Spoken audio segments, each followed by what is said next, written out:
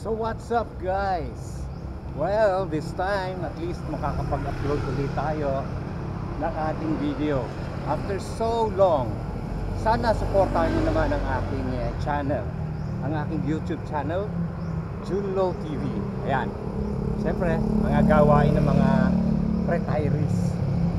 So yun, naimbitan lang naman kami ni Adelita sa Adalam Jones Isabela para i-witness yung kanilang scholarship program doon ni Ate Yeyet.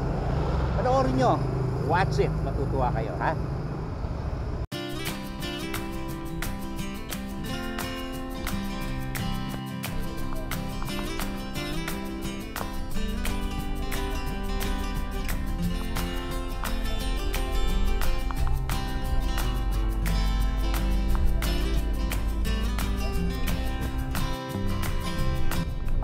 Maaga kaming umalis ng Cubao, patungong Solano.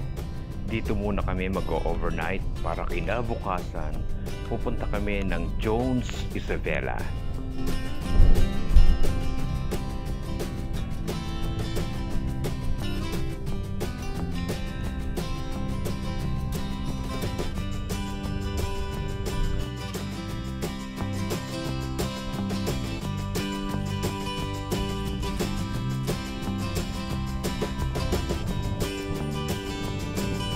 Ayan, oh, yes. Ate, kuway. Ha, kuway. Binibidyo lang kita. Manang, magandang umaga. Oh, kayo pala ang nag-aalaga ng bahay ni Ate Lita? Hindi yun. Ay, yun. Ah, okay, oo. Kayo'y kapitbahay. Oh, wala mo namang kababalagan. Ha? May kamag-anak ko eh. Ah, ganun. Pero walang kababalagan sa bahay. Baka kako sobra liwanag sa gabi niyan.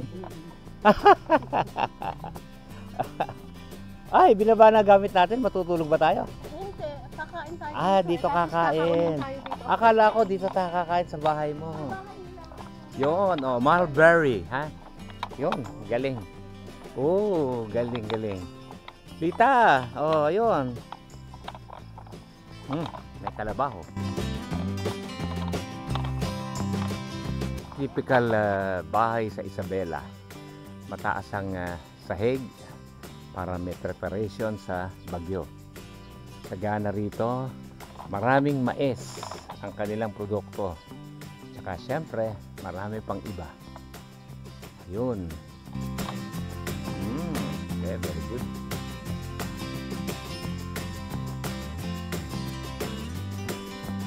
So, alas 8 ng umaga, mamaya dito raw kami magla-lunch. Hi, doggy! Doggy. Hi, si ate. Mukhang bagets. Oo nga. Ay, at least kasi pag dito parang purong matatanda na ang nandito, ano? Oo. Ayan! O, magagalit si tita. At least bagets, ha? Ayun. Kinakain mo yung mulberry? Oo nga, sarap eh. Wala nga lang bunga mo. Ah, talaga. Ay, very good. Oo. Online teacher na siya. Oo, talaga teacher na ngayon. Oo. Okay, good morning po. Ayan, ay sabi ni Ate Lita, i-document. Ayan, ayan ha. Ay, ang ganda lalaki ni Kapitan ha. Mukhang may chicks. Pamangkin ko din. Ah, ganun. Ah, pamangkin mo. Ah, parang hindi yata kayo magkamukha. Pamangkin. Kayo pala ang ano rito, in charge. Ayan, oh. Good morning. Ayan, oh, ay, good morning. Ay, magandang umaga. Oh, ayan, oo. Yan, oh, pwede na ako sa manuhan. Joke lang, pwede na rin. Oo. Oh, ayan. Oo. Ayan. Hop. Mga daw kami dyan ni po. Payapa at napakaganda dito sa Barangay Adalam sa Jones Isabela at napakagagalang ng mga tao dito. Nakakatuwa naman sila. Oh, ito si Sir Chris pala. Na ayan, ayan, kaway, ha? Oo, ayan. Si Sir Chris para siya ang coordinator dito sa mga scholars. Ayun, oo nga. Ay, ate, yan. Maganda yan. Ano ba yan? Uy, ano tawag niya dyan? Carioca po. Carioca din, oh. Kala ko iba tawag. Ito naman, Shanghai po. Shanghai. Oh, parang din naman pala tawag sa Maynila. Tinudok naman sa Ilocano. Sir. Ano tawag? Tinudok, sir, sa Ilocano. Tinudok. Yes, sir. Oh, yun. Ay, tin-translate mo na pala, ha? Oo nga. Ito ano naman sa Ilocano to? Shanghai pa rin. Shanghai pa rin sa Ilocano, ha? Oo, sige. Alright. So, subukan natin ang tinudok. Carioca. At least talaga malagkit. Walang daya, ano? Walang halong bigas. Nga. Malambot. Sa Manila, matigas kasi may halong bigas. Ayan. Sasayaw na ba kayo? Ayan, ha? Sige, tugtog. Sige, ha? Wow, di ba? Parang hindi no. Ayun, kaway-kaway na lang, ha? Okay, picture, ha? Sige, ayan. Ha? Hindi, ikaw na kukuha. Kukunan ko lang kayo. Dapat pag kumukuha ka, nakangiti ka rin. Ayan. Sila ang lahat ng sponsors at saka mga organizers. Ayan. Si Kuya Chris, ha? Oo, ayan. O, sige. O, ngiti ka din, ha? Ayan, oo. One more. 1, 2, 3. Bakit hanggang 3 lang ang bilang? Ilan sila? Ang dami nila, ah. Awaki, 1, 2, 3. Waki. Ay, para may malungkot, oh. Si Kuya. Maganda itong program na sinimulan niyo ni Ate Lita, no? Na ang beneficiary yung Barangay Adalam. Yeah. Dito sa Jones, Isabela, no? Ha? Yes, sir. So far, kwentuhan mo nga ako, ilan na bang mga nakagraduate sa inyo? At kailan nagsimula ito? So far ata sir, kung hindi ako nagkakamali, it's way back 2010 nung talagang nag-start na with 1, 2, ganun lang na mga beneficiaries ng mga high school and college students. And then up to now na meron na silang parang 13 na beneficiaries. At since then, nakapag-produce na rin ng itong Bagong Buhay Scholarship with Ma'am Lita, with Ma'am Abad, and with the help of course ng mga iba pang mga gusto ring tumulong. Kasi habang tumatagal po yung program at nababalitaan din ng mga iba, parang yun, meron na rin yung mga tumutulong na din. Meron na rin ibang tumutulong. Abay, maganda pala yan. Kasama ano? nila Oo nga. Ma'am Abad. Kaya nag-expand na rin na lumaki na rin yung mga binibigay sa mga bata. And then ang kagandahan po, talagang marami ng na-produce na professionals, scholars na ngayon nasa BJMP na yung tatlo na po yung nasa BJMP. May mga nasa field na rin ng teaching. Puro Kagaya teachers. po ni Roger. Si Roger kasama ni Ma'am Lita sa nagbo-volunteer o part-time ata sa Xavier din.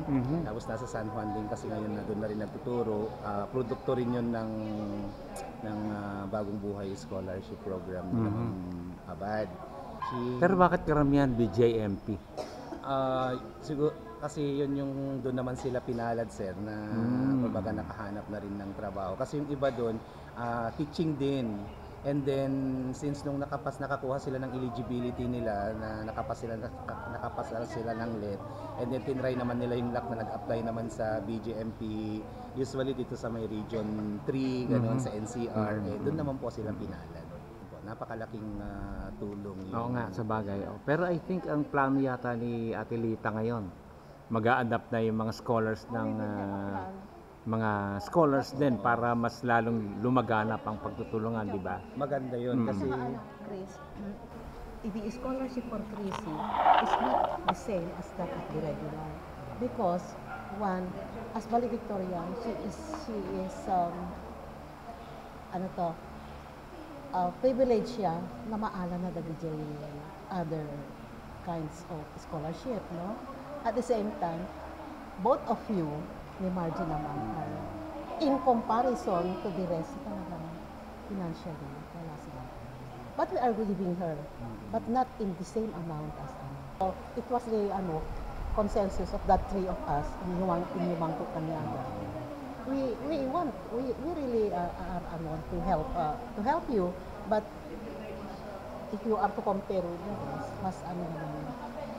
At saka magaling si Chrissy she will be able to continue with the scholarships being offered by the other Oh, so far program? naman po, when it comes to ganun po sa scholarship, basta ang na-avail lang niya is, of course, yung privilege na nakukuha din na nakukuha ng mga state, since nasa state university siya, It's free. so free naman yun. Okay. Hindi naman niya nagamit yung being the first Valedictorian. honor, valedictorian, which is nung kung pumunta sana ng private school, yun yun, sana. libre So, sana. libre sana, 4 years na free sa private school, pero syempre mas yung course kasi talaga naman mas performing yung state view. Okay. Sa ang mga latecomers. Ayan, okay. Sige, join na. Oh, okay, yan ha. Sige. Picture uli. Ngiti uli dan ate ha. Ikaw ba scholar din? Former scholar. Ay, dapat sumama na kaya. Halika. Ako na lang kukuha. O, sige. Okay. Request na. Can you guess? Because you know, yes. Amoy mo lang ang request niya. It is a dictionary. And truly, he was able to make use of that dictionary. Kaya nakita yung magtintagta ni Sir Frank Rodeo. No? So, he is one of those more successful scholars natin na bimbang ay itibiyag da, makita yung makita yung limalay na nagta, agamit. Help, make friends, and most of all, pray and ask God's guidance and protection as you travel along your scholastic journey. Sa mga magulang kayo, may nakangiti ba rito? Ayan. Ibibideo na natin yan ha. Makikita nyo sarili nyo.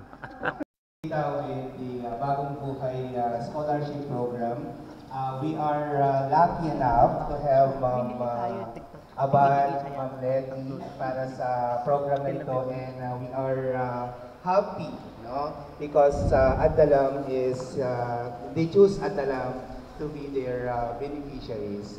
So napakalaking tulong ang scholarship program na ito para sa inyo. Kaya sana huwag ninyong sasayangin, no? Mag-aral kayo ng mabuti. Sana marami pang mga gustong tumulong para tuloy-tuloy. And then sabi nga ni Ma'am Lita kanina na parang mag-start na rin yung mga may trabaho na kahit na very minimal lang. Let's say for example, 100 pesos every month, or adopt a scholar program din from sa inyo o sa kanila na nagtatrabaho na.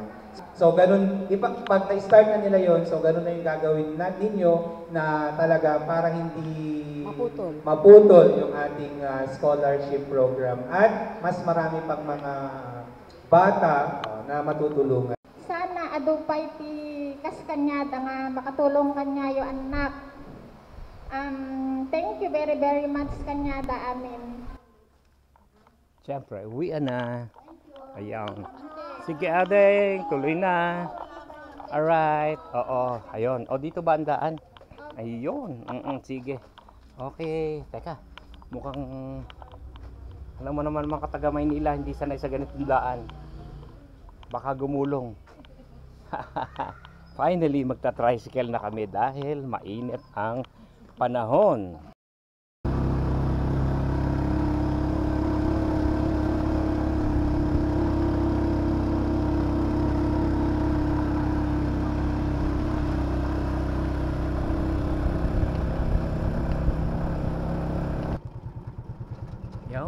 Dito na tayo. Kapansin-pansin ang napakadaming mais na tanim dito. At halos lahat ng bahay may patuyuan ng mais. As far as your eyes can see, maisan.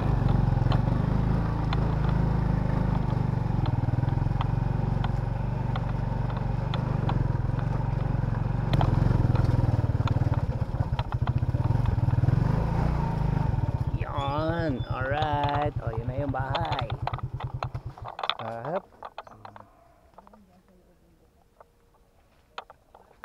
Kain na. Ayan, oo nga, oo nga. Oh, yan, ako, sarap na makain na. Oo nga. Sige, gutom na. Oo, ha. Tinola. Ayan, talagang tinola ang paborito dito, ha.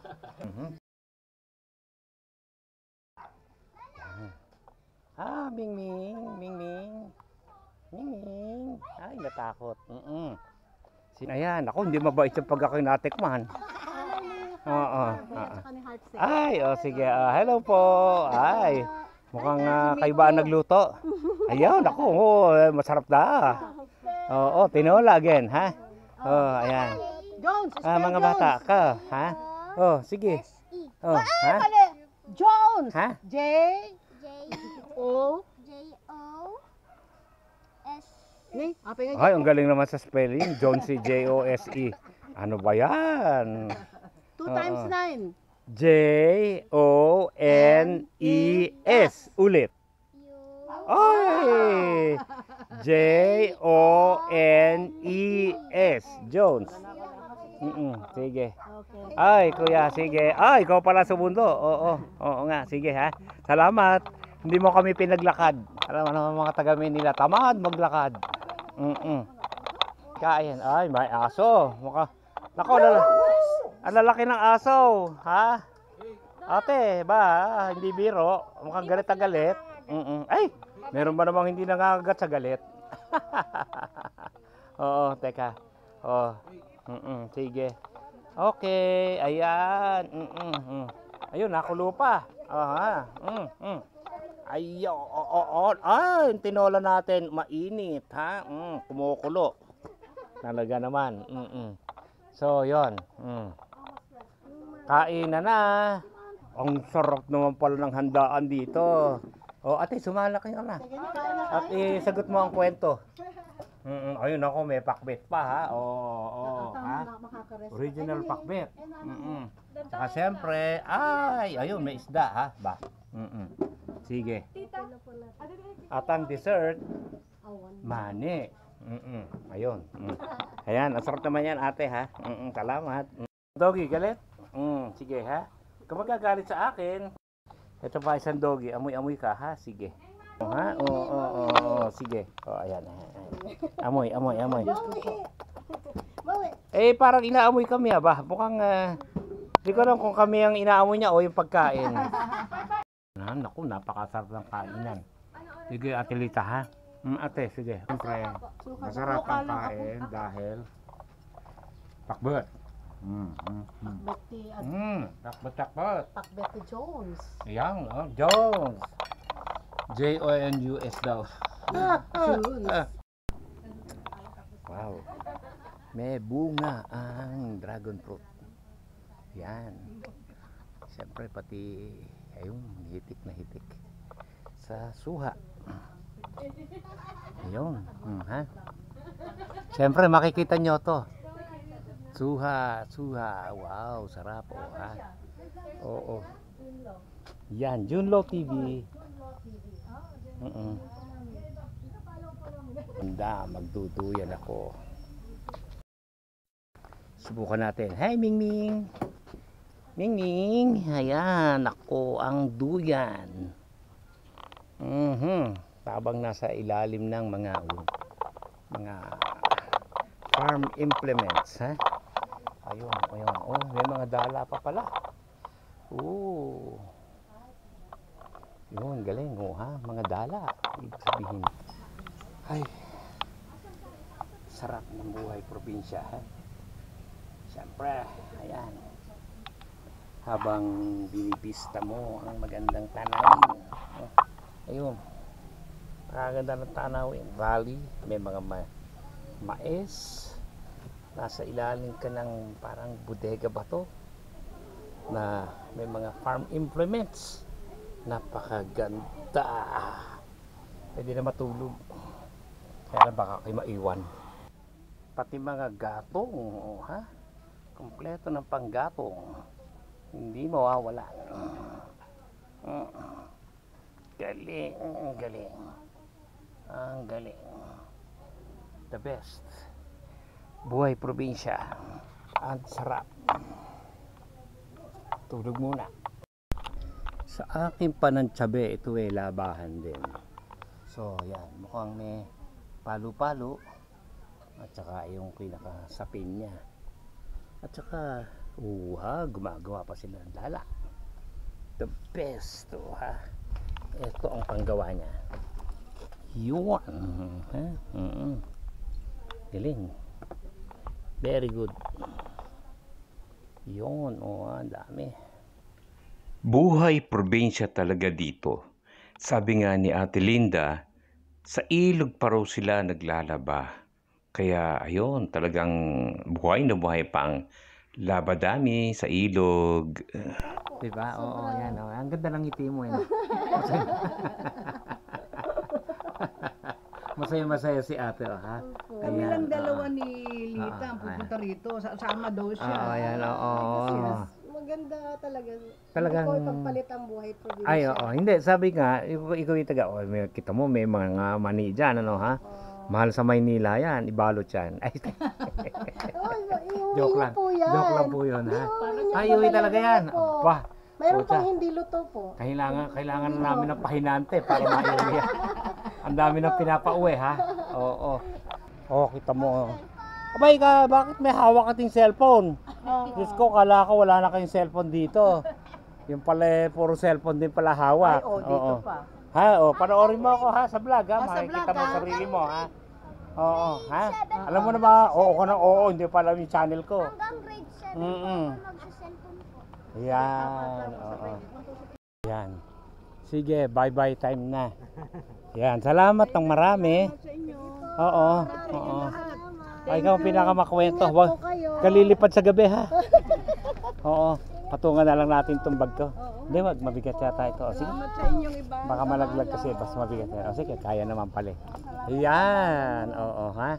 O siya, ito na, magkakatid sa amin hanggang Solano. Yes. Junlo TV. Ayan, oo. Ayan. Sige, uwian na ha. Ayan, oo ha.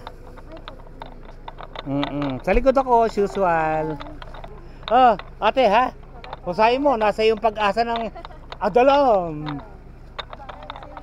Oo. Dito sabi ko, nasa kanya pag-asa ng Adalam.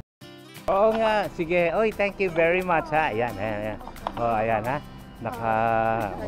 Ayan. Oo nga, sige. Oo, kami agawod bukas. Okay, sige. Oo. Okay. Sige. Ayan. Sige ha, sige.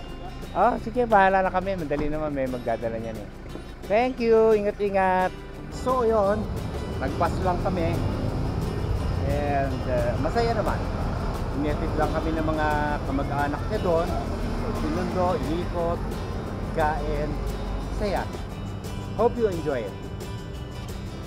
Until my next video.